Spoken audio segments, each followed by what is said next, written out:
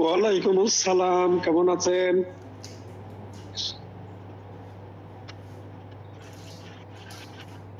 কি অবস্থা আপনাদের? পড়াশোনা কেমন চলে? আসসালামু আলাইকুম স্যার, ভালো আছেন? আছি ভালো, আলহামদুলিল্লাহ। আপনারা কেমন আছেন? আছি আলহামদুলিল্লাহ। ফৌজদারি এবার যারা পরীক্ষা দিবে, নেক্সট ফাইনাল পরীক্ষা, তারা ফৌজদারি থেকে কি কি প্রশ্ন পড়তেন বলেন? 1 নম্বরে কি করবেন?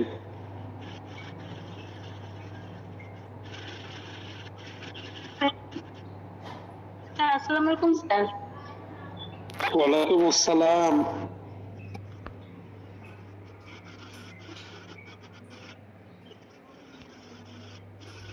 ভালো আছেন সবাই?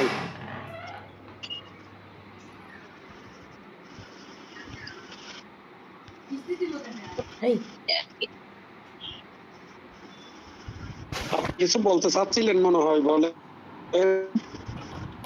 স্যার আমার কেটে কেটে আসছে। স্যার আপনি প্রশ্ন জিজ্ঞেস করছিলেন কে কি পড়তেছিলাম? হ্যাঁ, বলেন। জি স্যার, আমি আদালতের শ্রেণী বিভাগ এটা পড়েছি, ভূমি সংক্রান্ত এটা পড়ি নাই স্যার। এটা নিয়ে একটা প্রশ্ন আছে, আজকে আপনি জিজ্ঞেস করবো আপনাকে। আর জামিন সম্পর্কে এগুলো এগুলো এগুলো হয়ে গেছে, ম্যাজিস্ট্রেট আদালত, তারপর সংক্ষিপ্ত বিচার, কায়রা আদালতের বিচার এটা পড়েছি। আর বিনা পড়াটা আগে থেকেই করা আছে। আর আর টেস্ট পরীক্ষা স্যার চলতেছে। কিছু প্রশ্ন আছে স্যার, আমি আজকে করবো আপনাকে। সেটা হচ্ছে ভূমি সংক্রান্ত যে প্রশ্ন আপনি দিয়েছেন, এই প্রশ্নটা মানে প্রশ্নটি কি স্যার, ওইটা একটু কাইন্ডলি বলবেন? শুধু বলছেন আপনি 114 2019 সালে পরীক্ষায় প্রশ্নটা লিখছে, 2019 সালের প্রশ্ন। ঠিক আছে, দাঁড়ান একটু, আপনি যখন প্রশ্ন করছেন 2 মিনিট।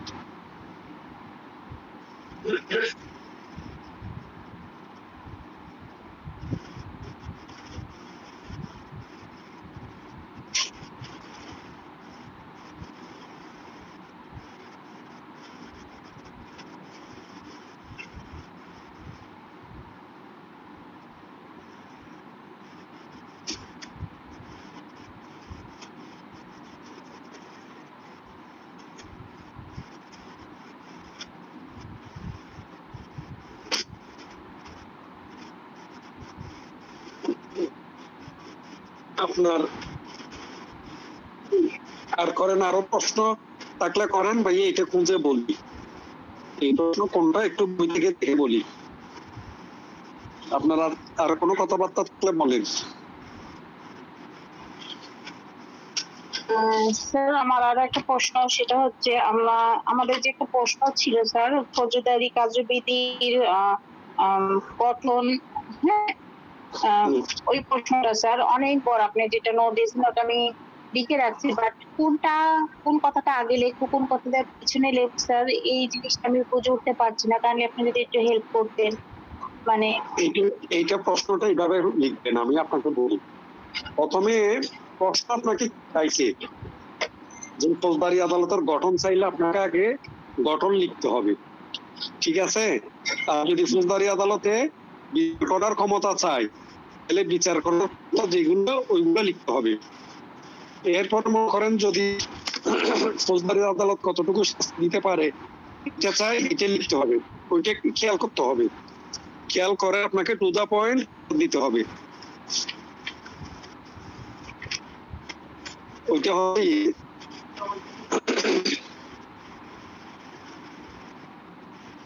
স্যার এইটা আমি গাইডে পড়েছিলাম, আপনার কি প্যারামাউন্ট গাইড। এখন তো ওটা আমি বাদ দিয়ে আপনি যেটা বলছেন সেই আমি পড়ি। তো আপনি যেটা বলছেন যে গঠন আসতে গঠন, ওখানে তো সব সামগ্রিক ভাবে দেওয়া আছে স্যার, বিচার, গঠন, তারপর শাস্তি কতটুকু দিতে হবে, অনেক বড় স্যার এই প্রশ্নের উত্তর। আপনি সংক্ষেপে দিয়ে বলি, আপনি সংক্ষেপে দিবেন। বলতে 6 ধারা আলোচনা করবেন, 9 ধারা আলোচনা করবেন। আপনি ধারাগুলো লিখেন, 6 ধারা আলোচনা করবেন, 9 ধারা আলোচনা করবেন শ্রেণী বিভাগে। জি স্যার আপনি ঠিক আছে। বলেন, আমি নোট করতেছি স্যার, আপনি বলেন। সমস্যা নেই, আপনি না শুধু অন্য যারাও পরীক্ষা দিবেন সবাই লিখেন 6 ধারা 9 ধারা, ঠিক আছে? 6 ধারা 9 ধারা লিখছেন। এর জি স্যার। বিচার করার এখতিয়ার আছে 28, তারপরে 29, 29-এর বি, 29-এর সি, 28, 29, 29-এর বি, 29-এর সি।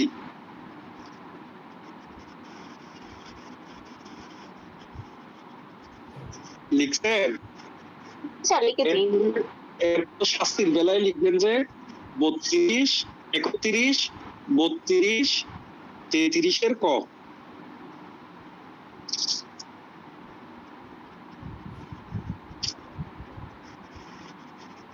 কয়টা দাঁড়ালো? 8টা।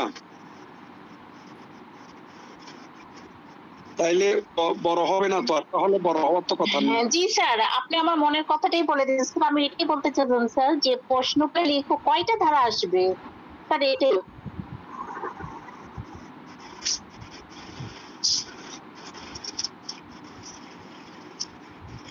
স্যার এখানে 11 ধারা আসবে না স্যার? 11, 10, 12 স্যার।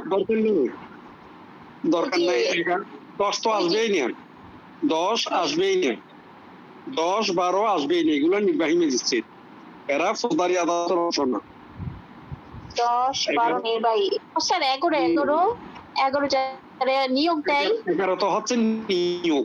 আপনার এখানে তো স্পেশালি যদি নিয়োগের কথা জিজ্ঞেস করে কে নিয়োগ দেয়, তাহলে শুধু সংখ্যা লিখে রাখবেন যে আমাদের তো এমনিতেই তো জানা আছে এটা, বিজিএস পরীক্ষার মাধ্যমে বর্তমানে তাদের নিয়োগ দেওয়া হয়, শুধু এতটুকু লিখে শেষ করে দিবেন। তারা অনুযায়ী ওই রাষ্ট্রপতির ক্ষমতা প্রয়োগ করে আপনার বাংলাদেশ কি ওই জুডিশিয়াল সার্ভিস কমিশনে এটা নিয়োগ দিয়ে থাকে, বাস হয়ে গেল।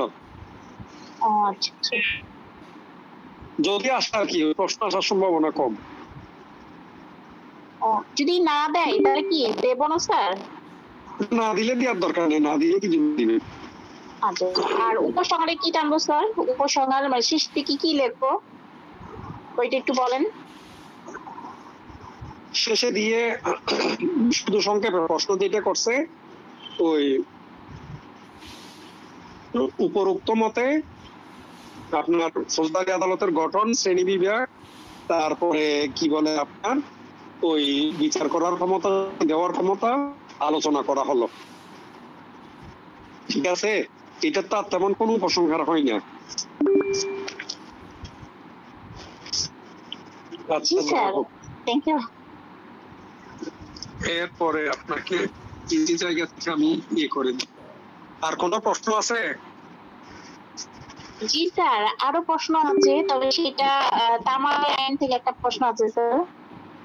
সবই বুঝি কিন্তু ধরতে পারি না স্যার। সেটা হচ্ছে তামাদি আইনের ক্ষেত্র ও পরিধি সম্পর্কে আলোচনা করো। 5 ধারা বিশেষত পরিধি আলোচনা করো। তো স্যার এইখানে এটি কই যে 5টা যে তামাদি আইন আপনার ক্ষেত্র পরিধি এটা নাকি শুধু তামাদি আইনের পরিধি? হ্যাঁ স্যার, যে 5 ধারা যে পরিধি ক্ষেত্র নির্দেশ করো। 5 ধারা ক্ষেত্র পরিধি। জি স্যার, 5 জি ধারা স্যার। কিসের জন্য প্রযোজ্য? 5 ধারা তো কিসের জন্য?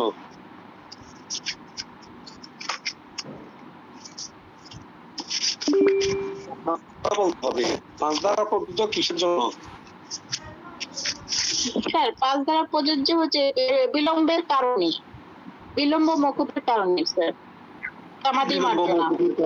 5 ধারা প্রযোজ্য হচ্ছে আপনার 5টি ক্ষেত্রে। জি স্যার। ধারা প্রযোজ্য হচ্ছে 5টি ক্ষেত্রে। Review, revision, leave to appeal, তারপর হচ্ছে অন্যান্য আপিল, অন্যান্য দরখাস্ত। জি স্যার। অন্যান্য দরখাস্ত, সরি, লিভ টু আপিল, অন্যান্য দরখাস্ত, এগুলোর ক্ষেত্রে প্রযোজ্য। আর প্রযোজ্য নয় কিসের ক্ষেত্রে? মূল মামলা, বিশেষ আইন। জি স্যার, মূল মামলা আর বিশেষ আইনের ক্ষেত্রে এটা প্রযোজ্য হবে না। মূল মামলা, বিশেষ আইনের ক্ষেত্রে প্রযোজ্য হবে না।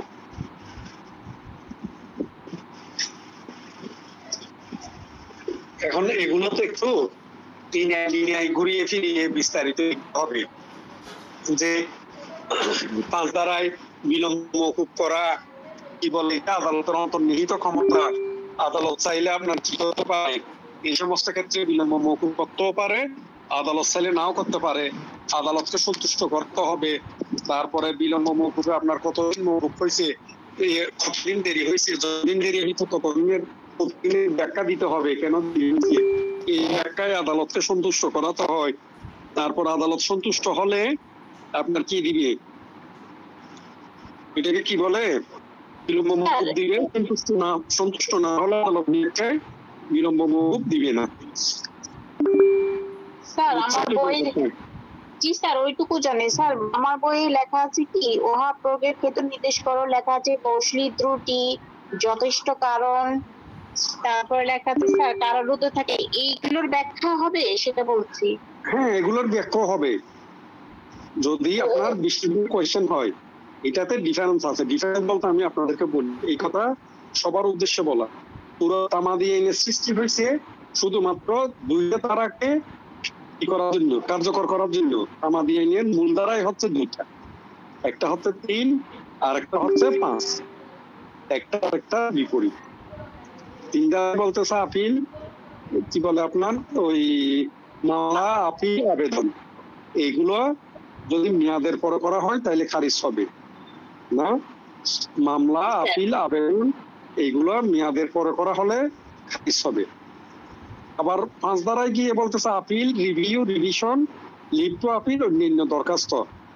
তাহলে অন্যান্য দরখাস্ত বলতে সেটাও আবেদন। এগুলো কি হবে, তামাদি সময়ের পর যদি ইয়ে করা হয়, দায়ের করা হয়, তামাদি মেয়াদ উত্তীর্ণের পরও যদি দায়ের করা হয়, সেক্ষেত্রে যদি আবেদনকারী যথেষ্ট কারণ দেখাতে পারে তাইলে কতিপয় ক্ষেত্রে বিলম্বটা মওকুফ করবে। একটা জিনিস আর একটা জিনিসের বিপরীত না, শুধু মূল মামলাটা কমন। 3 নম্বরে মূল মামলা যেটা, এটা দুটোটাতে কমন।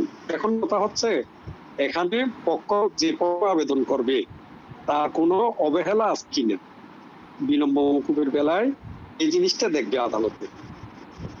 আর 3 ধারায় এমন কিছু আপিল আছে যেগুলোতে আপনি 9 দিন সময় পাচ্ছেন, 30 দিন সময় পাচ্ছেন, 15 দিন সময় পাচ্ছেন, ওই আপিল করার জন্য আপনাকে বিলম্ব মওকুফ দিবে না। এখন তাইলে আপনারা বলতে পারেন স্যার বিলম্ব মওকুফ কিসের জন্য দেয়, কোন আপিলটার কথা বলছো ওখানে, এটা মাথায় রাখবে। বিলম্ব মওকুফ সাধারণত আপিলের ক্ষেত্রে হত্যা, ফৌজদারিতে যেটা মৃত্যুদণ্ড সেটা, এবং এইটা করার কাহিনীও আছে। এই আইন যখন ব্রিটিশ আমলে করে 1908 সালের আগে, যখন 1908 সালে যখন এই আইন করে, তখন হয়তো হাইকোর্ট ছিল কলকাতাতে, এখন চিটাগংয়ের টেকনাফ থেকে কিন্তু গিয়ে হাইকোর্ট একটা আপিল দায়ের করতে অনেক সময় 7 দিনও যেত। তাইলে একজন মৃত্যুদণ্ড প্রাপ্ত আসামি সে আপিল করতে গিয়ে যদি ওই 7 দিনের বেশি লেগে যায়, তাকে কি আপিলে মৃত্যুদণ্ড দিবে না? বিনা আপিলে মৃত্যুদণ্ড দিবে না। ওই ক্ষেত্রে বলছে সে যদি যত কারণ দেখাতে পারে সেক্ষেত্রে তার আপিলও গ্রহণ করা হবে। তার মানে এই নয় যে আপিলের সময় আপনার 90 দিন, সেই আপিলে আমাকে বিলম্ব মওকুফ দিয়েছি আদালত, এরকম না। ঠিক আছে, তো এইগুলো বুঝে শুনে লিখবেন। আর সমস্যা নেই আপনার যদি আমাদের এই যে আপনার সাথে আজকে বা আপনাদের সাথে আজকে আলোচনা করা, হয়তো 1টা বা 2 ক্লাস আমরা উপর নিব, যেহেতু আমরা সাক্ষ্য আইন এখানে পড়ছি, এর মনে করেন এটা পড়ছি, কি বলে সাক্ষ্য আইনটা পড়ছি, তাহলে পরবর্তীতে আপনাদের একটা সাবজেক্ট চয়েস করে দিলেন, যাদের যে সাবজেক্টটা সমস্যা আছে ওই প্রশ্নগুলো 2-3 দিন ভাইয়া একটা ক্লাসের চেষ্টা করবো আলোচনা করে দিতে। তবে আপনার গ্রুপে দিয়ে দিলে ভাইয়াকে 2 দিন আগে লিখে দেন, তখন ওইগুলো নিয়ে ডিসকাস করতে ইজি হবে। জি স্যার এবার আর নিব, ঠিক আছে। 2-1টা এরকম আর্জেন্ট ছিল তো এই জন্য জিজ্ঞেস করলাম স্যার। পরীক্ষা গত সপ্তাহ হলো, এইটার জন্য একটু মানে ঠিক ছিল কিনা প্রশ্ন উত্তরটা, এরকম আমার প্রশ্ন আসছে স্যার। আমি ভাবছি আমার এটা কি বেশি বেশি বেশি হয়তো দেওয়া আছে, কিন্তু না, আপনি যেটা বলেন সেটা মিলে যাচ্ছে। যথেষ্ট কারণ, কৌশলী ত্রুটি, মানে আইনজীবীর ভুল, এগুলো লাগবে। তারপর কারারুদ্ধ থাকে স্যার, এগুলো পরীক্ষার উত্তর দিয়েছি। তাহলে এইগুলো দেওয়া লাগবে স্যার না? ঠিক আছে, প্রশ্ন উত্তর। হ্যালো হ্যালো, নাহিদ আপা, জি স্যার। ভাইয়ের একটা কল আসছিল তো, এটা শেষ না হওয়া পর্যন্ত কোনো কথাই বুঝিনি। বলেন আপনি আবার একটু। জি স্যার, আমি যেহেতু ওনারা পরীক্ষা দিবেন, জি স্যার। যে নেক্সট এক্সাম যারা দিয়ে তাদেরকে একটু স্লোপ দিচ্ছে এই কারণে, যেহেতু ওনাদের পরীক্ষা কাছে। আপনারা যারা এর পরের বার এক্সাম দিবেন তারা ইনশাল্লাহ সময় পাবেন সবকিছু শোনার জন্য। বলেন আপনি কি বলছিলেন? জি স্যার, আমি যে প্রশ্নটা করেছিলাম সেটা হচ্ছে আমার গত সপ্তাহে পরীক্ষাটা আসছিল, তো আমি ভাবলাম আমি হয়তো বেশি বড় করে দিয়েছি, এটা মনে হয় ঠিক হয়নি। হ্যাঁ, তো এখন যেটা আপনি বললেন যে উত্তরটা ঠিক আছে, কারণ এটা একটু কনফিউজ ছিলাম স্যার, যে প্রশ্নটা যে কাজ দ্বারা বিশ্লেষণাত্মক বিধান আলোচনা করো, আমার অনেক বড় করে আছে 6টা পয়েন্ট এখানে। কারারুদ্ধ, ভুল কিংবা অজ্ঞতা, তারপর পাঁচতত্ত্ব আছে, 17 ব্যক্তি লাগানো আছে, এই প্রশ্ন করা স্যার। এটা ঠিক আছে, এই প্রশ্নের উত্তর যথেষ্ট কারণ, বুঝিনি তো, কৌশলী ত্রুটি, এগুলো দিতে। হ্যাঁ হ্যাঁ হ্যাঁ, যথেষ্ট কারণ, এগুলো ঠিক আছে। এগুলো একটু গোছায় লিখতে হবে। ও যে জিনিসটা বলতে চাইছিলাম তামাদি নিয়ে, আপনার 3 ধারা 5 ধারা থেকে প্রতি বছর প্রশ্ন আসে, দেখবেন সব পরীক্ষা আসে, শুধু এলএলবি ফাইনাল না, এর পরবর্তীতে যত ধরনের পড়াশোনা আছে সব পড়াশোনায় 3 ধারা 5 ধারা থেকে প্রশ্ন আসে। এখন কথা হচ্ছে এলএলবি তেও দেখবে 5 ধারা থেকে প্রশ্ন প্রতি বছর আসে, ধরনের উত্তর প্রায় কাছাকাছি। এখন কারণটা কি? আসলে কারণ হচ্ছে 5 ধারা কোর্টে প্র্যাকটিস হয়। 5 ধারা কি হয়? কোর্টে প্র্যাকটিস হয়। এটা কোর্ট প্র্যাকটিস করার সময় লাগে 5 ধারায় মুস্তাবিদে করতে দরখাস্ত দিতে হয়, বিলম্ব মওকুফ। এখন আপনি যে বিলম্ব মওকুফের দরখাস্ত দিবেন, তাইলে ওখানে কোন কোন কারণগুলো দেখাতে হবে, আপনার কেন বিলম্ব মওকুফ হয়েছে, এই জিনিসগুলো ঠিকঠাক মতো আপনাকে দেখাতে হবে, না হয় এই গ্রাউন্ড গুলো গ্রহণ করে না। ঠিক আছে, তো যে জিনিসটা বলতে চাইছিলাম, যদি আপনাদের ফৌজদারি হয়ে যায় তাহলে যে সমস্যাটা, যে সাবজেক্টের সমস্যা আছে ওইটা বললে ওই সাবজেক্টে আলোচনা করে দিব। জি স্যার, ক্লিয়ার হয়েছি। এই প্রশ্ন অন্যদের আর কারো কোনো সমস্যা আছে বিশেষ করে ফৌজদারিটা নিয়ে? এই যে প্রশ্ন যেগুলো বলছি, এই ক্ষেত্রে যার যেটা কঠিন লাগে, আমরা সবাই সমান পারদর্শী না। যার যে প্রশ্ন কঠিন লাগে সে ওইটা বাদ দিয়ে বিকল্প একটা পড়তে পারবেন, কোনো সমস্যা নেই। ওখানে প্রশ্ন দিবে 5টা, প্রশ্ন কয়টা আসবে? 5টা প্রশ্ন আসবে। তাহলে 5টা প্রশ্নের ক্ষেত্রে আপনি যে কোনো আনসার দিতে হবে কয়টা?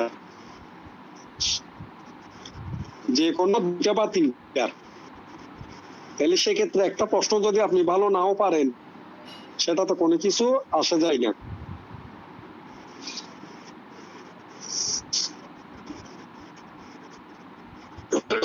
প্রশ্নটা এইভাবে আসে, ওই 144 145 ধারা থেকে, জরুরি উৎপাত কিংবা আসন্ন বিপদের ক্ষেত্রে একজন ম্যাজিস্ট্রেট কোন স্থাবর সম্পত্তির বিষয়ে নিষেধাজ্ঞার আদেশ প্রদান করতে পারেন কি?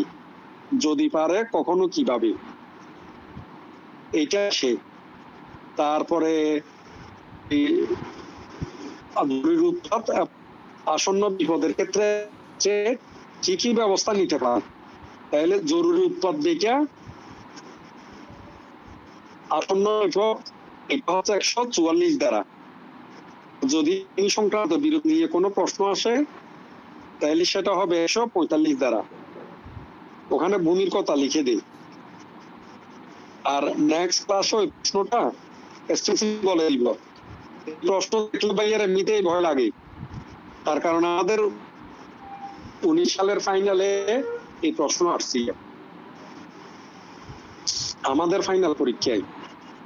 ভাই ওইগুলো গোছাই লিখতে পারি, আইনে যেভাবে বলা আছে ওইভাবে লিখতে পারি। স্যার আমার প্রশ্ন ছিল এই প্রশ্নটা ছিল এই কারণে স্যার, বই আসলে অনেক জটিল করে লেখা আছে, আর আপনি যেটা বলছেন স্যার মনে করতে পারি, মানে সহজ ভাষায় বলেন, সেটা নোট করার জন্য আজকে এই প্রশ্নটা করেছিলাম। মানে বইও এগুলো আছে স্যার। এ নিয়ে গণ উৎপাদ ম্যাজিস্ট্রেটের আদেশটা নিয়ে না? জি স্যার, এই দুইটাই বই আছে স্যার অনেক, অথবা এরকম মানে কঠিন কঠিন ভাষা স্যার, মনে করতে পারি না, এই জন্য আপনি এটা বলছিলাম স্যার যে প্রথম কথা হচ্ছে 146 দ্বারা 145 দ্বারা দোনোটা প্রয়োগ করতে পারে কে? দোনোটা সেকশন প্রয়োগ কে করে? Magistrate sir. না, বেশ কম আছে। এটাতে প্রয়োগ করে জেলা ম্যাজিস্ট্রেট, জেলা ম্যাজিস্ট্রেট ক্ষমতাপ্রাপ্ত অথবা যে কোনো নির্বাহী ম্যাজিস্ট্রেট। এটা কে করতে পারে? জেলা ম্যাজিস্ট্রেট বা অন্য কোনো নির্বাহী ম্যাজিস্ট্রেট। তার কি থাকতে হবে? সরকার বা জেলা ম্যাজিস্ট্রেট কর্তৃক ক্ষমতাপ্রাপ্ত হতে হবে। তাহলে দোনোটা তো প্রায় সেম কথাবার্তা, দোনোটাতে কি প্রায় সেম কথাবার্তা। এক্ষেত্রে কে প্রয়োগ করবে? এক্ষেত্রে এরপর আপনার 144 দ্বারা দিলে এটা কতদিন বহাল থাকবে? কত? 2 মাস। তাহলে 144 দ্বারা দিলে এটা বলবৎ থাকে 2 মাস। এরপর আপনার 144 দ্বারা জারি করা যায় না কোথায়? মেট্রোপলিটন এলাকায়। হ্যাঁ, মেট্রোপলিটন এলাকায়। আপনি থাকেন কোথায়? আমি স্যার সারান থাকি। সাভারে থাকে। দেশে বাড়ি রাজশাহী। রাজশাহী? রাজশাহী কোথায়? গ্রেটার রোড, কাছে গ্রেটার রোড, মহানগর রেলওয়ে। কোন জায়গায় এটা? এটা হচ্ছে আপনার কি বলবো এটাকে, মেট্রোপলিটন এলাকা স্যার, এটা হচ্ছে মেট্রো পার্ক টাউনে একবারে greater road. Right right sir, ওই ওখানে ওখানে গ্রেটার রোড, এটা কাছাকাছি স্যার, কাছাকাছি। সাহেব বাজার, হরগ্রাম 4-5 বারের উপরে গেছি। ভাইয়ার আত্মীয় আছে ওখানে হরগ্রামে। হরগ্রাম তো রাজশাহী কোর্টের থেকে কাছে, আবার বাজারও কাছে, ছোট ভাইয়া বেশ রাজশাহীতে যা হোক। তাইলে আপনার রাজশাহীর উদাহরণ দিয়েই বলি, রাজশাহী সিটি যেটা বলতেছেন এটা তো মেট্রোপলিটন এলাকা। যদি 144 দেওয়ার প্রয়োজন, তাহলে 144 জারি করবে পুলিশ কমিশনার। আর আপনার কোবা, তারপরে কি জানি বলে এদিকে ওই বাগমারা, এই জাতীয় জেলাগুলোতে যখন দিবে, এই উপজেলাগুলোতে যখন দিবে মেট্রো এলাকার বাইরে 144 দ্বারা, তখন দিবে নির্বাহী ম্যাজিস্ট্রেটে বা জেলা ম্যাজিস্ট্রেট। বুঝতে পারছেন? মহানগর এলাকায় 144 দ্বারা সাধারণত দেওয়া যাইবে, আর যদি প্রয়োজন হয় দেওয়ার, তখন দিবে পুলিশ কমিশনার। তাহলে এই 4টা পয়েন্ট আপনাকে 146 দ্বারা তখন আলোচনা করবেন, তখন মূল জিনিস হলো এই 4টা। আপনাকে বুঝাতে পারছি? জি স্যার। মানে 144 দ্বারা মূল জিনিস 144 দ্বারা জারি করতে, এটা একটা ব্যাপার। জারি করে, তাই 144 দ্বারা জারি করে আমরা প্রায় সবাই বুঝি। 144 দ্বারা কোন কোন ক্ষেত্রে জারি করে? যখন দেখা যায় যে 144 দ্বারা না দিলে শান্তিভঙ্গ হবে, জানমালের ক্ষতি হবে, তারপরে জনগণের সহায় সম্পত্তির ক্ষতি হবে, সেই সময় কি করবে? ম্যাজিস্ট্রেটরা, নির্বাহী ম্যাজিস্ট্রেট, জেলা ম্যাজিস্ট্রেট, ওনারা স্বপ্রণোদিত হয়েও এটা জারি করে দিতে পারে। এখন দেখা গেল কি, আমাদের দেশের আর্থসামাজিক অবস্থা যদি আমরা বিবেচনায় নিই, তাইলে দেখা যায় এই যে একই এলাকায়, বিশেষ করে আপনাদের রাজশাহী অঞ্চলে, এই যে জামাত শিবিরের সাথে ইয়ের সাথে বেশি লাগতো, আহলে হাদিসদের সাথে একটু কম বনজনা হয়। আহলে হাদিসের জন্মস্থানে হলো রাজশাহীতে, ঠিক আছে? এটা নিয়ে পেপারে তাদের মিলাদ মাহফিল, তাদের মসজিদ, এগুলো একটু আলাদা। তো সবকিছু মিলাই দেখা গেল কি, দুই দলে একই জায়গায় ডেকে বসে আছে। এরপরে দেখা গেল আমাদের দেশে দুইটা রাজনৈতিক দল একই জায়গায় মিছিল মিটিং দেখে বসে থাকে। আবার দেখা যায় ক্ষেত্র বিশেষে একই রাজনৈতিক দলের দুইটা গ্রুপও এই কাজ করে। তাহলে তখন কি করবে প্রশাসন?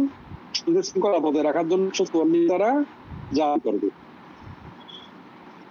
এরপর অন্যান্য উদাহরণ যদি দিই, দেখা যায় ব্রাহ্মণবাড়িয়ায়, তারপরে আপনার এই যে মুন্সিগঞ্জ চরাঞ্চলে, ওখানে জায়গা সম্পত্তির দখল বেদখল এগুলো নিয়ে সবসময় মারামারি উত্তেজনা এগুলো লেগে থাকে।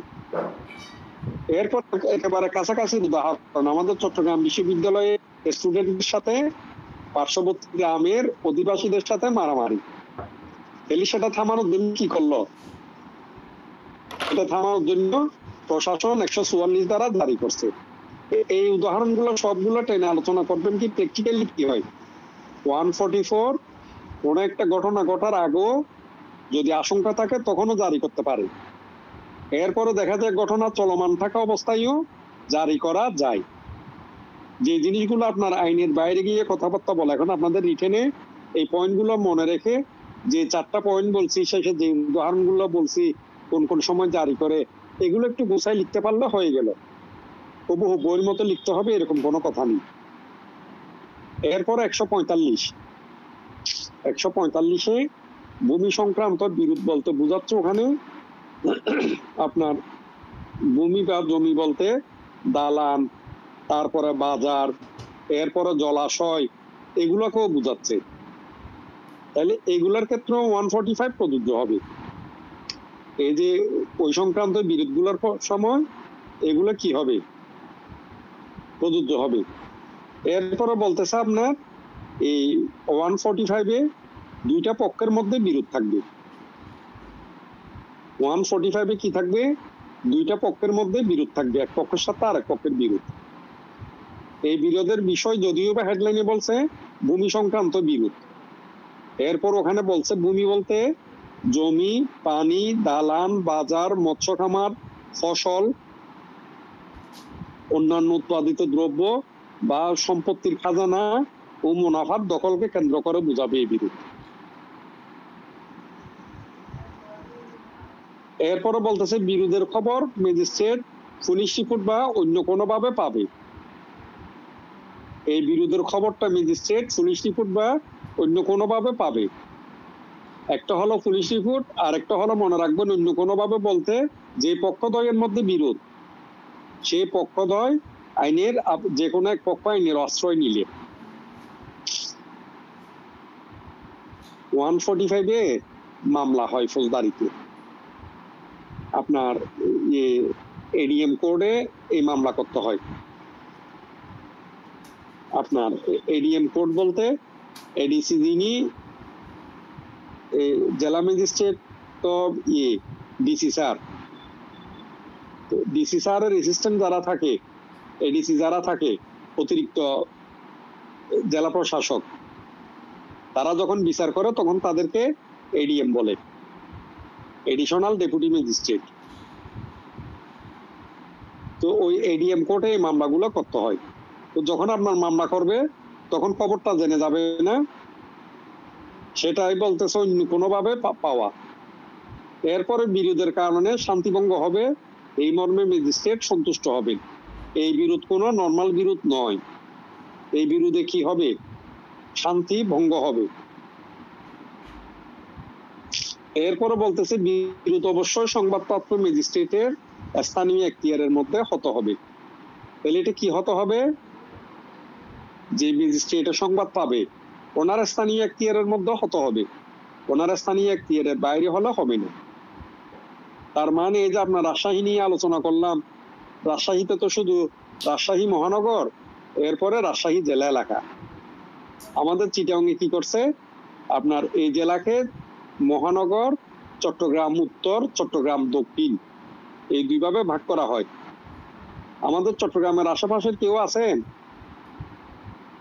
ক্লাসে? নেই। এই যে কক্সবাজার গেছেন তো চট্টগ্রামের উপর দিয়ে, এরকম কেউ আছেন?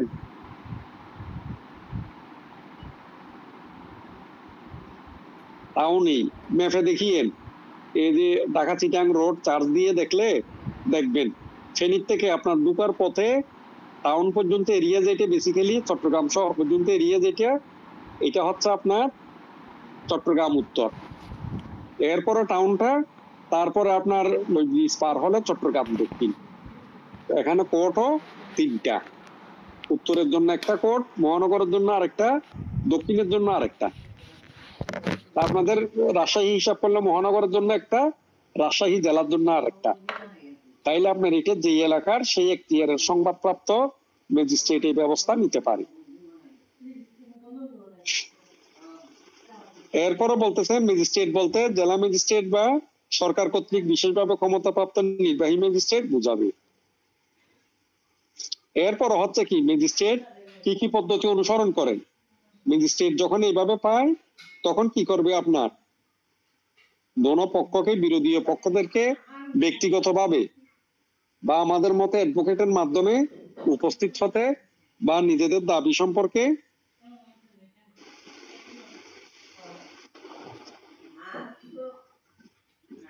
জবাব দেওয়ার জন্য তাদেরকে নোটিশ দিবে। ঠিক আছে, এরপরে নোটিশ দেওয়ার পরে পরে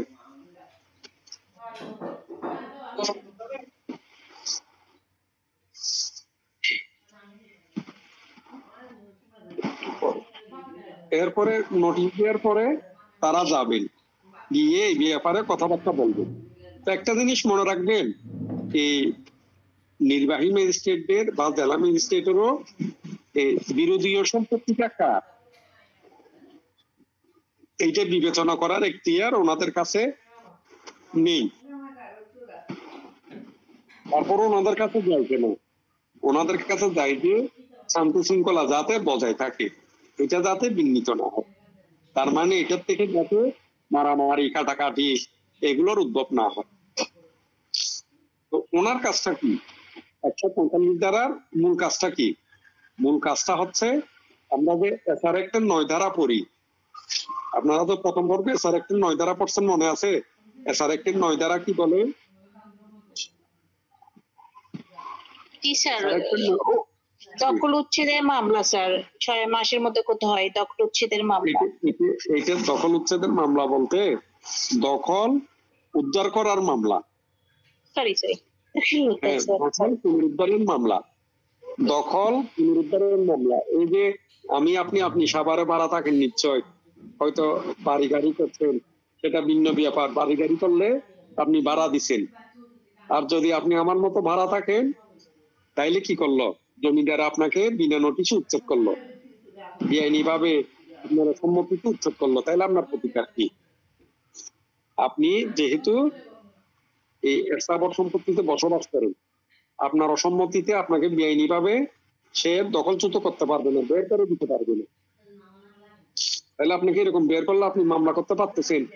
এখন আপনাকে সেই ক্ষেত্রে আপনি যেখানে দখলে ছিলেন, আপনি যে ভাড়াটিয়া দিতে হবে, এই মামলায়ও আপনার 145 ধারায়ও যে দুজনের মধ্যে বিরোধ, তাদের প্রমাণ দিতে হবে যে আমি দখলে ছিলাম, এই সম্পত্তির এখনো আমি দখলে আছি। কে দখলে আছে এটা নির্ধারণ করে দিবেন ম্যাজিস্ট্রেটে, কিন্তু সম্পত্তির মালিকানা কার ওই ক্ষেত্রে এটাকে নির্ধারণ করবে এই সম্পত্তির মালিককে। এই যে আমার আর আপনার মধ্যে সম্পত্তি নিয়ে বিরোধ, এটা বেসিক্যালি হয় গ্রাম অঞ্চলে ঘর বিটা বাড়ি করার জন্য, সীমানা দেয়াল দেওয়ার জন্য, বা যে কোনো এলাকায় এই বিরোধ লেগেই থাকে। তখন আপনার 145 দেওয়া হয়, যাতে পুলিশে দুই পক্ষের মধ্যে শান্তি শৃঙ্খলা বজায় রাখতে পারে, মারামারি না হয়। ঠিক আছে, তো এইটাতে আপনার ম্যাজিস্ট্রেটে করে কি, নির্বাহী ম্যাজিস্ট্রেটে কে দখলে ছিল তার দখল বজায় রাখতে দেয়। তার মানে আমরা নিষেধাজ্ঞায় একটা স্থিতি অবস্থা করি, সেই স্থিতি অবস্থা বজায় রাখা, যে যেই অবস্থায় ছিল সেই অবস্থায় থাকে।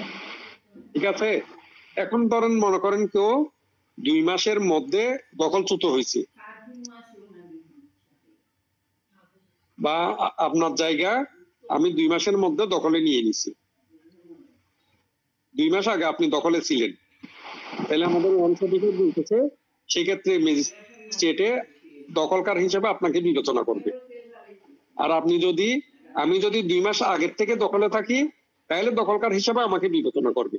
এখানে জায়গা আপনার কি আমার এটা বিবেচনা করবে না, জায়গা আপনার নাকি আমার, এটার জন্য আমাদেরকে দেওয়ানি আদালতে যেতে হবে। স্যার এখানে প্রমাণের, স্যার এখানে বলতে যাচ্ছি যে এখানে প্রমাণের কিছু বিষয় নাই স্যার। প্রমাণের বিষয় হচ্ছে আপনার দখলটা, প্রমাণের বিষয় হচ্ছে আপনি দখলে কে ছিল সেটা, এখানে মালিকানা প্রমাণ দিতে হয় না। সেটাই যদিও বা সম্পত্তির মালিকানা, হ্যাঁ যদিও বা সম্পত্তির মালিকানা থেকে এই বিরোধের উদ্ভব হয়। সাধারণত হয় কি গ্রাম অঞ্চলে বা টাউনও হয়, এই যে আপনি আমার সীমানা দেয়াল দিচ্ছেন, সীমানা দেয়ালটা আমার জায়গার উপরে দিয়ে দিচ্ছে। এখন আমি দেওয়ানি মোকদ্দমা করে এই রেজাল্ট আনতে আমার তো 10 বছর লাগবে, ঠিক আছে না? কি করে আপনার 145 একটা করে পুলিশকে টাকা পয়সা দিলে আপাতত কাজকর্ম বন্ধ রাখে। এখন আমি টাকা দিছি, আপনার কাজ বন্ধ রাখছে, আপনি আমার চাইতে বেশি টাকা দিচ্ছেন, সে বলে দিছে আপনাকে সমস্যা নাই, আমি তো ম্যাজিস্ট্রেটের নির্দেশ পেয়ে যাচ্ছি, আমি তো 10-15 মিনিট থাকবো, তখন কাজ বন্ধ রাখুন, আমি যখন আধা ঘন্টা পরে চলে আসতেছি তখন আবার কাজ শুরু করিয়েন। এটা হচ্ছে 145 প্র্যাকটিক্যালি বলা। 145 তেমন কঠিন কোনো কিছু না, তবে এই কথা পরীক্ষার খাতায় লিখিয়েন না, লিখলে আবার লার্নেড স্যাররা বিরক্ত হবে, বেশি কথা বলে ফেলছে। ওনারা সিনিয়র আইনজীবী যারা, তারা এগুলো নিয়ে কথাবার্তা বললে বেশি মন করে। ঠিক আছে, তাহলে 145 বুঝছেন এখন? জি স্যার। এই প্রশ্ন আসতে পারে। জি স্যার, 144 কি এটার সংজ্ঞাটাও তো দিতে হবে না স্যার শুরুতে? বুঝিনি। বলছি কি এই 144 এই সংজ্ঞাটা কি আগে দিতে হবে না, যে একটা অস্থায়ী আদেশ এইটা? এটা লিখবেন কি, কিন্তু মূল পয়েন্ট তো আপনাকে যে 4টা বলছি সেই 4টা হচ্ছে ওখানে মূল পয়েন্ট। সংজ্ঞা দেওয়া লাগবে না স্যার? না না সংজ্ঞা দেওয়া লাগবে না, আপনাকে তো সংজ্ঞা জিজ্ঞেস করতেছে না, ওই প্রশ্ন সংজ্ঞা নাই। স্যার এমনও প্রশ্ন আছে স্যার, অনেক সময় না সংজ্ঞা দেওয়া থাকে না, শুধু মূল বিষয়গুলো আলোচনা করতে বলা হয়, তো এখানে কি স্যার 2-4 লাইনে কি সংজ্ঞা দিলে কি কোনো সমস্যা, নাকি না দিলেই ভালো? এটা তো 144 এর তো কোনো সংজ্ঞা নেই। না স্যার এই প্রশ্ন না, অনেক সময় প্রশ্ন আসে স্যার যে মূল বিষয়গুলো আলোচনা করতে, কিন্তু সংজ্ঞা দিতে বলে না, কিন্তু আমি বলতে চাচ্ছি যদি পরীক্ষার আগে আমাদের এখান থেকে পরীক্ষা নেওয়ার ব্যবস্থা করব, ঠিক আছে? তখন 2-1টা পরীক্ষা দিলে আপনারা সবাই একসাথে পরীক্ষা দিয়ে খাতাগুলো কেটে একসাথে আলোচনা করে দিব, কার কোন ধরনের ইয়ে আছে আপনার, এই যে ভুল হচ্ছে ওইগুলো যাতে শুধরে নিতে পারেন। তবে সবার উদ্দেশ্যে বলা, এই যে বিশেষ করে অ্যাডভোকেটশিপ করতে গিয়ে বা পড়াতে গিয়ে 2টা জিনিস ফলো করতাম নিজে, এরপরে পড়াতে গিয়ে স্টুডেন্টদেরকে 2টা জিনিস বল।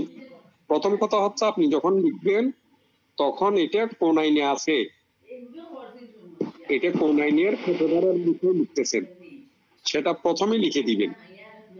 যে মনে করেন আপনার ভূমি সংক্রান্ত বিরোধ আসছে, কথার কথা, তাহলে আপনি লিখলেন কি ফৌজদারি কার্যবিধি 1898 এর 145 দ্বারায় এই ভূমি সংক্রান্ত বিরোধ নিয়ে আলোচনা আছে। বা আপনার এই যে কি আসন্ন বিপদের আশঙ্কা এটা দিছে না, তাহলে আপনি ওইটা লেখার সময় কি লিখলেন, আসন্ন বিপদের আশঙ্কা দেখা দিলে আপনার ম্যাজিস্ট্রেট কি ভূমিকা পালন করবে, কি প্রতিকার নিবে বা কি কাজ করবে, কি একটা নিবে, যা বলবেন বলেন। তার ফৌজদারি কার্যবিধি 1898 এর কত ধারায় আছে, 144 ধারায় আলোচনা করা হয়েছে। এটা লিখে আলাদা প্যারাগ্রাফ করে তারপর নিচের থেকে লেখা শুরু করবেন। প্রথমে এই লেখা একটা প্যারাগ্রাফ, এই 2-3 লাইন, ঠিক আছে? তারপরে আলাদা একটা প্যারাগ্রাফ করে নিচের থেকে অন্যান্য বিষয়গুলো লিখবেন। তাহলে একদমই বুঝবে কি এই যে এটা কোন আইনের কোথায় আছে, এই জিনিসটা আপনি লিখতে পারছেন, ঠিক আছে? ওইটাতে আপনি অন্য যে কারো চাইতে বেশি পাবেন। ঠিক আছে, এরপরে বলেন অন্যদের অবস্থা কি? আপনাদের তো শুনলে হবে না, আপনাদের নিজেদেরও কিছু বলতে হবে। যখন কোর্টে গিয়ে দাঁড়াবেন, হ্যাঁ, তখন আপনাদের কথা বলেছে এখানে। স্যার, আপু তো এখানে সংজ্ঞার কথা বলেছে, আপনি তো বলেছেন প্রথমে এই ধারার মানে কোন আইনে আছে, কত নাম্বার সংজ্ঞা দিলেও মনে করেন সংজ্ঞা আছে কোথায়? দেওয়ানিতে, সরি ফৌজদারিতে। ফৌজদারিতে গুরুত্বপূর্ণ বলেন, ফৌজদারিতে সংজ্ঞা কোন কোনগুলো গুরুত্বপূর্ণ বলেন? ফৌজদারিতে সমন ও কি আমি বলি। হ্যাঁ বলেন। স্যার, আমার প্রশ্ন ছিল, আমি ভালো করে বুঝিয়ে বলি স্যার। আমি বলতে চাচ্ছি সংজ্ঞা দেওয়া আছে সেটা এক জিনিস, পরীক্ষার প্রশ্নে সংজ্ঞা দেওয়া নাই, কিন্তু আমি বলতে চাচ্ছি আমি যদি নিজ থেকে 2-4 লাইন যদি সেই সংজ্ঞাটা দেই, সেটা কি কোনো সমস্যা হবে? না, কোনো তারা সমস্যা চাইনি, হবে না। তারা চাইনি প্রশ্নের উত্তর চাইনি, সংজ্ঞাটা দিন এটা চাইনি, কিন্তু আমি যদি নিজ থেকে যে বিষয়গুলো আমি লিখতেছি তার যদি কোনো সংজ্ঞা দিই, তো সেটা কি কোনো সমস্যা হবে? 2-4 লাইনে সেটা প্রশ্ন ছিল স্যার। আমি আপনাকে বলি কিছু বিষয় আছে, যেমন 144 ধারার সংজ্ঞা হয় না। এখন মনে করেন আপনার পরীক্ষায় আসতে পারে জামিন কি বা জামিন কাকে বলে। এখন কি ফৌজদারি কার্যবিধিতে জামিনের কোন স্পেসিফিক সংজ্ঞা আছে? জি না স্যার, নাই। এখন ওই ক্ষেত্রে তো আপনি জামিন কাকে বলে বা জামিন কি জিনিস সেটাই লিখতে হবে। এখন ওই সময় আপনি লিখবেন, তারপরে লেখার সময় আপনাকে কি করতে হবে? যখনই আপনি জামিনের বিষয়ে আলোচনা করতেছেন, তখন আপনি প্রথমে লিখেন যে জামিন ফৌজদারি কার্যবিধির কত অধ্যায়ে আছে, 30 অধ্যায়ে নাকি কত অধ্যায়ে? ভাইয়া তো ভুলেও গেলাম, 35 অধ্যায়ে নাকি 30 অধ্যায়ে? স্পেসিফিক 496 থেকে 502 ধারাটা হচ্ছে এটা, কিন্তু এটা একটা অধ্যায় আছে আলাদা একটা অধ্যায়। ফৌজদারিতে মনে হয় 46টা অধ্যায় বা 45টা অধ্যায়। ওখান থেকে আপনার ওই 33 কি 35-এ বা 39-এ এই জামিনটা আলোচনা আছে। একটু দেখে নিবেন। অধ্যায় লেখাটা গুরুত্বপূর্ণ না, কিন্তু আপনার সেকশন লেখাটা গুরুত্বপূর্ণ। আপনি শুরুতেই লিখবেন ফৌজদারি কার্যবিধি 1898 এর 496 থেকে 502 ধারায় জামিনের বিভিন্ন বিধিবিধান আলোচনা করা হয়েছে। এরপর আপনি আলাদা প্যারাগ্রাফ করে লিখেন ফৌজদারি কার্যবিধি 1898-এ জামিনের কোন সুনির্দিষ্ট সংজ্ঞা প্রদান করা হয়নি, তবে 496, 497 দ্বারা বিশ্লেষণ করে একথা বলা যেতে পারে যে, তারপর আপনি জামিন বলতে কি বুঝেন সেটা লিখেন যে আপনার নির্দিষ্ট সময়ে নির্দিষ্ট তারিখে আদালতে গ্রেপ্তারকৃত ব্যক্তিকে পরবর্তীতে উপস্থিত হওয়ার জন্য যে বেলবন্ড মুস্তাকি এগুলো নিয়ে আপনার যে মুক্তি দেয়, গ্রেপ্তারকৃত ব্যক্তিকে মুক্তি দেয়, সেটাই হচ্ছে জামিন। তাহলে জামিনের মূল শর্ত কি? আপনাকে পরবর্তীতে নির্দিষ্ট সময়ে নির্দিষ্ট তারিখে আদালত যখন বলে তখন আপনাকে উপস্থিত হতে হবে। পুলিশও জামিনে মুক্তি দিতে পারে।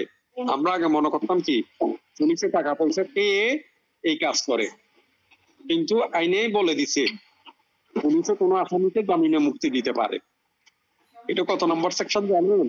এই রায়হান সাহেব ভালো মতো খেয়াল করেন, আপনার পরীক্ষায় আসতে পারে পুলিশও আসামিকে জামিনে মুক্তি দিয়ে দিতে পারে। 163 দ্বারা স্যার আগাম জামিন 498।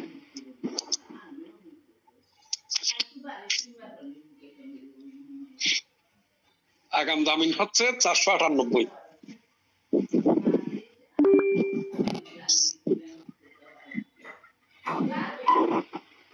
কেউ একজনে হাত তুলছিলেন, রাজু সাহেব মনে হয়। জি স্যার। হ্যাঁ বলেন। রাজু না স্যার, আমি রফিকুল ইসলাম। বলেন, সমস্যা নেই, যে রাজু সে রফিকুল ইসলাম, একজন হলেই হলো। বলেন। জি জি জি স্যার। স্যার আমি বলছিলাম তার পরিচয়, চলো তার পরিচয়, আপনি যেটা বলবেন সেটাতেই হচ্ছে আপনার পরিচয়। জি স্যার। জি স্যার। স্যার আমি একটু বুঝতে চাইছিলাম যে স্যার জেলা ম্যাজিস্ট্রেট স্যার জেলা ম্যাজিস্ট্রেট কি হলো? জেলা ম্যাজিস্ট্রেট এবং জেলা জজ কি একই? না না না, এটা তো ম্যাজিস্ট্রেট আলাদা, জজ আলাদা।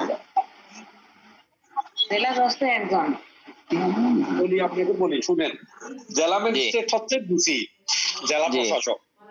জি এটা বোঝা সোজা, তারা হলো এক্সিকিউটিভ ম্যাজিস্ট্রেটদের থেকে যায়, বিসিএস ক্যাডার থেকে তারা যায়, সোজা কথা।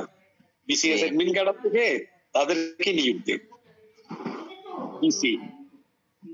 আপনার জেলা প্রশাসক, কমিশনার, উনি যখন আপনার বিচার করে তখন ওনাকে বলা হয় জেলা ম্যাজিস্ট্রেট, ইংলিশে বলতেছে ডিস্ট্রিক্ট ম্যাজিস্ট্রেট। উনি যখন রাজস্ব আহরণ করে ওনাকে বলা হয় তখন কালেক্টর। ঠিক আছে? জি। একটা জেলার প্রশাসনিক দায়িত্ব ওনার কাছে। যখন আপনার প্রধানমন্ত্রী ওনার জেলার সার্বিক অবস্থা সম্পর্কে কার কাছে ফোন দিলে, প্রথমে ফোন দেয় ডিসির কাছে, তোমার ওখানে আগুন লাগছে কেন, তোমার এখানে কি জানি বলে যে মারামারি কেন হয়েছে, এইটা। তারপর আপনার ওই জেলার রাজনৈতিক নেতা কেতা তাদের যেগুলো থাকে ফোন করে তাদের কাছে।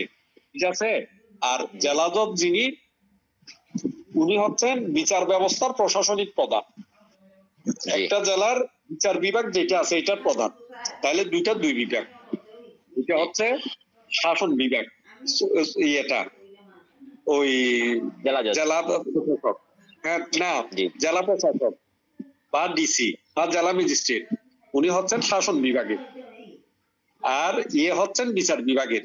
কারা? জেলা জজ। জেলা ম্যাজিস্ট্রেট, হ্যাঁ, জেলা ম্যাজিস্ট্রেট ওনারা হলেন বিচার বিভাগের। জি জি স্যার। ওই জেলা ম্যাজিস্ট্রেট বলতে আপনার জুডিশিয়াল ম্যাজিস্ট্রেট যারা তারা। ঠিক আছে? জেলা ম্যাজিস্ট্রেট বললে ক্ষেত্রে ভুল হবে। মেট্রোপলিটন ম্যাজিস্ট্রেট, তারপরে কি জানি বলে যে ওই জুডিশিয়াল ম্যাজিস্ট্রেট যারা আছে তারা, ওনারা হলেন বিচার বিভাগে। দুইটা আলাদা বিভাগ। এরপরে যে সংসদ সদস্যদের কথা বলছি তারা কোন বিভাগ? এখানে পলিটিক্যাল সায়েন্সের কেউ আছেন? পলিটিক্যাল সায়েন্সের যারা তাদের আবার বুঝতে সুবিধা হবে। আমাদের সরকারের 3টা অঙ্গ, আপনারা প্রথম পত্র পড়ছেন।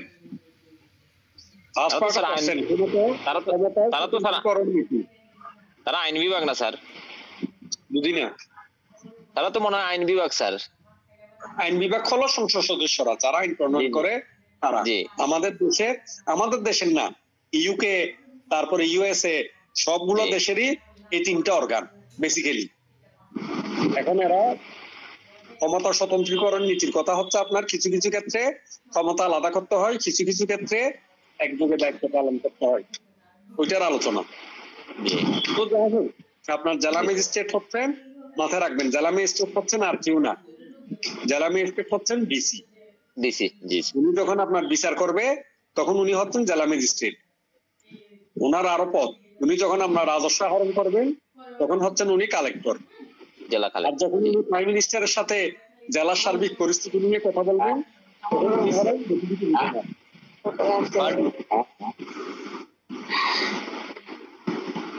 বুঝে পাইছেন? জি স্যার।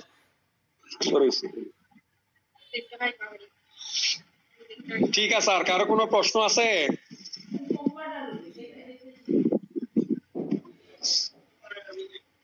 নাহিদাপা, স্পেশালি আপনার ভূমি বিরোধ আর ইয়ে নিয়ে এই প্রশ্নটা আমি সহজে মুখস্থ করে রাখতে পারি না। ফুলতারিতে অনেকগুলো টপিকস মুখস্থ আলোচনা করতে পারি, কিন্তু ভূমি বিরোধের মূল জিনিসগুলো আলোচনা করতে পারি, ঠিক আছে, কিন্তু অন্যান্য জিনিসগুলো তেমন ইয়া করা যায় না, বিস্তারিত মুখস্থ থেকে বলতে পারি না। তো ইনশাল্লাহ আবার অ্যাডভোকেট হয়ে গেলে আইনের কোনো কিছু আমাদের আর মুখস্থ বলতে হয় না, আমরা বই নিয়ে গিয়ে বলতে পারি। আপনাদের তো ওই সুযোগ নেই, আপনাদের মুখস্থ রাখতে হবে। তো কি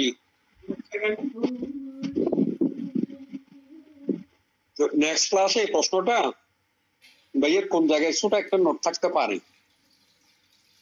ওইটা ধরে যেহেতু এই প্রশ্ন আসার সম্ভাবনা আছে ওইটাও আলোচনা করে দিব। এরপরে ফৌজদারি কার্যবিধিতে যে জিনিসগুলো পড়তে বলছি এই জিনিসগুলোর বাইরে যদি আর কোনো কিছু প্রয়োজন হয় সেগুলো বলে দিব। তারপরের থেকে ইনশাল্লাহ আমরা অন্য একটা সাবজেক্টে চলে যাব।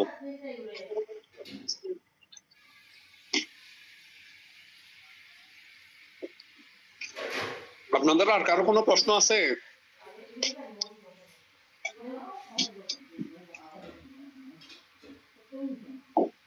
স্যার আপাতত আজকে নেই, নেক্সট বারে যদি থাকে প্রশ্ন করবেন। আমি বলি আপনাকে সিরিয়াল করে দিই। সবার প্রথমে জামিনের প্রশ্নটা পড়ে ফেলবেন, যেহেতু জামিনের প্রশ্নটা গত একবার দুইবার আসে নাই। বুঝাতে পারছি? সবাইকে বলা এটা, এই প্রশ্ন আপনাদের পরীক্ষায় আসবে এবং বুঝলে সোজা। বলেন, কেউ কিছু বলতে চাইছিলেন? জি স্যার, আমাদের সামনের পরীক্ষার জন্য ইম্পর্টেন্ট স্যার। হ্যাঁ, জামিনের প্রশ্নটা খুবই গুরুত্বপূর্ণ। জি, কারণ এটা বেশ কিছুদিন আসে নাই এবং প্রফিক্সটা সোজা, বুঝলে সোজা। 496 বলতেছে জামিনের বিধান থাকলে জামিন পাবে, আর 497 বলে আপনার মৃত্যুদণ্ড, যাবজ্জীবন কারাদণ্ড প্রাপ্ত আসামি ছাড়া অন্যান্যদেরকে জামিন পাবে। মৃত্যুদণ্ড, যাবজ্জীবন কারাদণ্ড প্রাপ্ত হলে সাধারণত ম্যাজিস্ট্রেট কোর্টে জামিন দেয় না। এরপরে বলতেছে আপনার ওই ক্ষেত্র আপনি জামিন চাইতে পারবেন যদি আসামির বয়স 16 বছরের কম হয়, কোন স্ত্রীলোক হয়, অথবা বৃদ্ধ, পীড়িত, অসুস্থ এরকম হয়, তাহলে সেই ক্ষেত্রে জামিন চাওয়া যেতে পারে বা জামিন পাওয়া যেতে পারে। যেটাই বলেন। এই তিনটা চারটা পয়েন্ট মনে রাখলে 496 দ্বারা 497 দ্বারা মোটামুটি আলোচনা করা যায়। আর আগাম জামিন সম্পর্কে যদি কিছু বলে তাইলে হচ্ছে 498 দ্বারা। এরপরে 499, 500, 501, 502 এগুলোতে আপনার জামিনদার কে হবে সে নিয়ে কথা। জামিনদার যদি কিছুদিন পরে বলে যে সে আর জামিনদার থাকবে না, তাইলে আপনার আসামি যদি জামিনে থাকে, সে জামিনে থাকতে চায়, তাকে নতুন করে জামিনদার দিতে হবে। এই জাতীয় কিছু কথাবার্তা আলোচনা আছে। তো মোটামুটি ওইগুলো সেকশন ওয়াইজ আলোচনা করতে না পারলেও ঘটনা ওয়াইজ আলোচনা করে দিলেও হবে। তবে এই তিনটা সেকশন ওয়াইজ আলোচনা করা ভালো। 496, 497, 498 বুঝে পাইছেন? জি স্যার। এই প্রশ্ন 1 নম্বরে নিয়ে প্রিপারেশন নেন। 2 নম্বরে হচ্ছে আপনার 3 ধরনের বিচার যেগুলো আছে আমাদের দেশে, সেই বিচারের পদ্ধতিগুলো। একটা হচ্ছে ম্যাজিস্ট্রেট কোর্টের বিচার পদ্ধতি, আর একটা হচ্ছে দায়রা আদালতের বিচার পদ্ধতি। 3 নম্বরে হচ্ছে সংক্ষিপ্ত বিচার পদ্ধতি, সংক্ষিপ্ত বিচার। তাহলে এই দুইটা তিনটা আপনার ম্যাজিস্ট্রেটেরটা বুঝলে দায়রাটা বোঝা যায়, বা দায়রাটা বুঝলে ম্যাজিস্ট্রেটেরটাও পারা যায়। ঠিক আছে?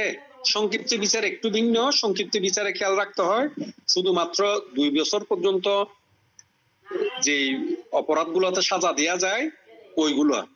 এরপরে অন্যান্য অপরাধ যেগুলো 2 বছরের বেশি এখানে আলোচনা করে, সেগুলো তো সবগুলোতে টাকার অঙ্ক বসায় দিছে। টাকার অঙ্কটা 50,000 টাকা করছে না, 10,000 টাকার জায়গায়? জি জি। 50,000 নাকি বেশি, এটা আলোচনা করার সময় একজনে বলছিলেন। আর কথাবার্তা বলে না। আজকে স্টুডেন্ট এত কম কেন? কি অ্যাডভোকেটশিপের রেজাল্ট দিছে, সবার আত্মীয় স্বজন পরীক্ষায় পাস টাস করছে, সেই কারণে তারা ওইগুলো নিয়ে ব্যস্ত, মিষ্টি টিষ্টি খাচ্ছে, এটা নাকি অন্য কোনো কারণ?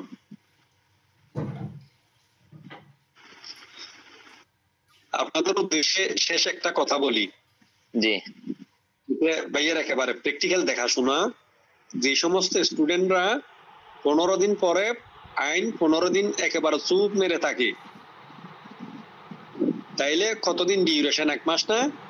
1 মাস পরে তার 15 দিন যেটা পড়ছিল এটা বিকে যায়। এখন 15 দিন আপনি 10 ঘন্টা করে পড়ার দরকার নেই। আপনি 15 দিন, 30 দিন 5 ঘন্টা করে পড়েন, বা আপনি 15 দিন 5 ঘন্টা করে পড়ছেন, এই 15 দিন 5 ঘন্টা করে না পড়ে 30 দিন 3 ঘন্টা করে পড়েন। তার মানে বুঝাতে চাচ্ছি আপনার 365 দিনে বছর, আপনাকে 365 দিনে 365 দিন কিছু না কিছু পড়াশোনা করতে হবে, না হয় আইন বিষয়ে সফলতা অর্জন করা যায় না। স্যার। আপনি যদি চিন্তা করেন যে আমি 6 মাস পরে সবকিছু পাশ করে ফেলবো, এটা হলো বোকারাই চিন্তা করবে। সাধারণ যত ব্রেইনি হবে হোক, বিসিএস পাশ করতে পারবে কিন্তু এই আইনের পড়াশোনা শেষ করতে পারবে না, কারণ এগুলো নিত্য নতুন পড়াশোনা, তো এটাতে কোনো সাজেশন নেই। পরবর্তী আপনারা যে পড়াশোনাগুলো করবেন ওখানে কোনো সাজেশন নেই। রিটেনের প্রশ্ন কোথায় থেকে আসবে সেটা আপনি জানেন না। এখন যে আপনাদেরকে বলে দিলাম আপনি জামিনটা ভালো মতো পড়েন, এই 3টা টপিকস ভালো মতো পড়েন, এরপরে ফৌজদারি আদালতের গঠন শ্রেণী বিভাগ পড়েন, তাহলে মোটামুটি 5টা প্রশ্ন পড়লে আশা রাখি এখান থেকে 2টা প্রশ্ন আপনারা পাবেন, আনসার দিতে পারবেন। এই পার্টে 2টা প্রশ্নের আনসার দিলে হয়ে যাবে। অন্যান্য প্রশ্ন তো আছেই, এর বাইরে অন্যান্য কিছু প্রশ্ন আসে এবং এখানে সৃজনশীল কিছু প্রশ্ন এখন নতুন ভাবে আপনাদেরকে দিতে পারে। সে সৃজনশীলের বেলায় যদি আসে যে অপরাধী অনুপস্থিত থাকলে তখন আপনার কি ব্যবস্থা নেওয়া হয়, এরপরে আপনার ফৌজদারি আদালতের বিচার কোন ধরনের হয়, কোন কোর্টে হয়, কোন অবস্থায় হয়, এরপরে স্বীকারোক্তি নিয়ে পড়াশোনা, যেটা গতবারের আগের বার আসছিল পরীক্ষায়, স্বীকারোক্তি নিয়ে। তারপরে মনে করেন আমাদের দেশে মৃত্যুদণ্ড কিভাবে কার্যকর করা হয় বা মৃত্যুদণ্ড কিভাবে দেয়, আলাদাভাবে প্রশ্ন দিল, তাহলে এই ছোটখাটো বিষয়গুলো নেক্সট ক্লাসে আলোচনা করে দিব আপনাদেরকে, যে লেজ লাগানো কিছু এমনি গুরুত্বপূর্ণ না, কিন্তু পরীক্ষার প্রশ্ন দিয়ে দিলে ওইটা আনসার দেওয়াটা গুরুত্বপূর্ণ। ওই জাতীয় কিছু বিষয় আলোচনা করে দিব। তারপর সমন প্রয়োগ, এগুলো করছেন আপনারা, গ্রেপ্তারি পরোয়ানা, এরপর আর কি বলে, জি স্যার এগুলো হয়েছে স্যার, আপিলটা হয়নি স্যার। আপিলটা হয় না, আপিলটা গতবার চলে আসছিল ফৌজদারিতে, আপিল রিভিশন গতবার চলে আসছে, তারপরেও পড়াবো, কারণ এটা হচ্ছে গুরুত্বপূর্ণ একটা টপিকস। আপনার ন্যূনতম ধারণা থাকা দরকার আপিল রিভিশন নিয়ে। ঠিক আছে, তাইলে ইনশাল্লাহ নেক্সট ক্লাসে প্রথমে মনে করে দিয়ে প্রথমে আপিল রিভিশনটা পড়াই ফেলবো। স্যার হ্যাঁ বলেন। স্যার দায়রা বলতে আমরা কি বুঝি স্যার? দায়রা শব্দটা দিয়ে আমরা কি বুঝি? দায়রা বলতে এটা ব্রিটিশটা করে গেছে, এটা আমাদের মুখস্থ করতে হবে। দায়রা মুখস্থ হবে আমাকে একটা জেলার ফৌজদারি বিচার ব্যবস্থার হেড অফ দা ডিপার্টমেন্ট যিনি, উনি হলেন দায়রা জজ, বাকিরা সবাই ওনার আন্ডারে। দায়রা জজ যিনি, বাকিরা সবাই ওনার আন্ডারে। এবং বড় বিশেষত্ব হলো উনি বিচারও করবেন বড় অপরাধীর। টুনটুন করছেন? জি স্যার। দেখছেন নাকি খুন হতে কাউকে? জি না। এটাও খুনও করেন নাই, নিজেও করেন নাই, দেখানো নাই। মাশাআল্লাহ। এরপরে যাবজ্জীবন কারাদণ্ডের ধারাগুলো কোনগুলো বলতে পারেন? মৃত্যুদণ্ডের ধারা কোনগুলো, যাবজ্জীবন কারাদণ্ডের ধারা কোনগুলো দণ্ডবিধিতে?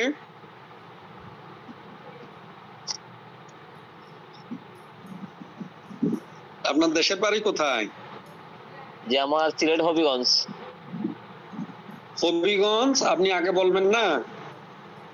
হবিগঞ্জ কোন জায়গায়? হবিগঞ্জ চুনারুঘাট। চুনারুঘাট, ও আমাদের ব্যারিস্টার সুমন সাহেবের ওখানে একদিন বলছিলাম স্যার।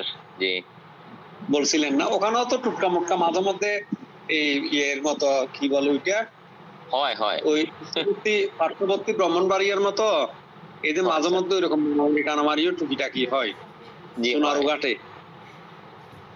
প্রাণ আরাফেলের ইয়েটি এফেক্টই আছে যে এটা কি চুনারুঘাট করতে কোনো জায়গায়? জি সোনারঘাট, ওই সোনারঘাটের একদম মানে সোনারঘাট আর হবিগঞ্জ এর মিডলে, মাঝখানে, সোনারঘাটের পাশেই স্যার। আচ্ছা ঠিক আছে, ইনশাল্লাহ নেক্সট ক্লাসে এই যে আপিল রিভিশন এগুলো নিয়ে আলাপ আলোচনা করে ফেলবো। তারপরে আমরা অন্য সাবজেক্টে চলে যাবো, মানে পুরো জিনিসটা গোছাই দিব। আপনাদের কারো কোনো প্রশ্ন থাকবে আগে ভাগে করে ফেলিয়েন, আগে ভাগে ওইগুলো সলভ করে দিব। কারণ পরীক্ষার সামনে তো, আমরা তো মনে হয় আপনারা আর কোন কোন সাবজেক্ট পড়ছেন জানি না, মোটামুটি ওই সাক্ষ্য আইনটা পড়ছি, ফৌজদারিটা পড়ছি আপনাদের সাথে। তাইলে এখানে গুরুত্বপূর্ণ আইন দণ্ডবিধি আছে, এরপরে মনে করেন দেওয়ানি কার্যবিধি আছে, তামাদি আছে, এই জিনিসগুলো আপনাদের একটু পড়াশোনা করা দরকার। জি ঠিক আমাদের আছে, কি তাইলে আল্লাহ জি বলেন। সম্ভাব্য কোনো ডেট কি আছে স্যার আমাদের সামনে পরীক্ষার? পরীক্ষার সম্ভাব্য ডেট মনে রাখবেন, এই যে 16 ডিসেম্বরের পরে যে কোনো সময় হতে পারে। জি এখন এর চাইতে বেশি সম্ভাব্য বলতে গেলে ফখরুল সাহেবের আন্দোলনের মতো হয়ে যাবে। জি স্যার। ঠিক আছে, আল্লাহ হাফেজ, সবাই দোয়া করিয়েন। আসসালামু আলাইকুম। জি আসসালামু আলাইকুম। ধন্যবাদ। আসসালামু আলাইকুম স্যার।